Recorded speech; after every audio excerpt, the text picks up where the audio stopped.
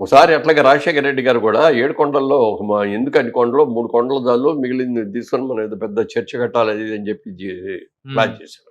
మీరు 7 కొండలు 2 కొండలు అంటే కాదు, ఇది తప్పు అని చెప్పిన తర్వాత నేను దేవునికి మొక్కున్నాను, నేను వచ్చి మొక్కు తీర్చుకుంటానని చెప్పి 7 కొండలు అంటాం. 7 కొండలు ఎందుకు, నీకు 2 కొండలు చాలు.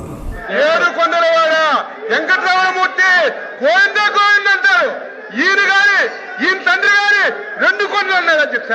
7 కొండల వాడ అని చెప్పేసి మాట్లాడే సందర్భం నుంచి 7 కొండలు ఎందుకు 2 కొండలు అన్నందుకు ఏం జరిగిందో వాళ్ళ ఫ్యామిలీలో మనందరం కూడా. Jio number 746, Jio number 747. ఒకసారి ఫస్ట్ అది చూడండి, ఒకసారి ఫస్ట్ ఆ జియోని చూడాలి. ఫస్ట్ మీ అందరికీ కూడా ఎడ్యుకేట్ కావాలి. అసలు ఆ జియోలు ఇచ్చింది ఎవరు? రాజశేఖర రెడ్డి గారు ఇచ్చినారు. ఆ జియోలు ఏంటి? టీటీడీని 7 కొండలుగా గుర్తించింది రాజశేఖర రెడ్డి గారు నాన్న. టీటీడీ పరిధిని 350 కిలోమీటర్లకు పెంచింది నాయన. అన్య మత ప్రార్థనలు టీటీడీలోనూ మిగిలిన ఒక 19 గుడుల దగ్గర జరగకుండా కట్టడి చేస్తూ జీవోలు ఇచ్చింది కూడా నాయనే, వైఎస్ఆర్ఏ. చంద్రబాబు నాయుడు గారు అప్పట్లో బీజేపీతో లేడు, ముస్లిం ఓట్స్తో పనిపడింది, క్రిస్టియన్ ఓట్స్తో పనిపడింది.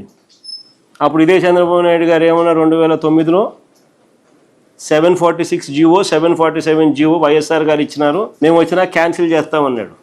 ఇది హిస్టరీ. ఆ వీడియో రికార్డ్ ప్లే చేయి మా చంద్రబాబు నాయుడు అన్న మాటలు, 2009లో చంద్రబాబు నాయుడు అన్న మాటలు. 746, 47 జీవోలు 2 వచ్చాయి.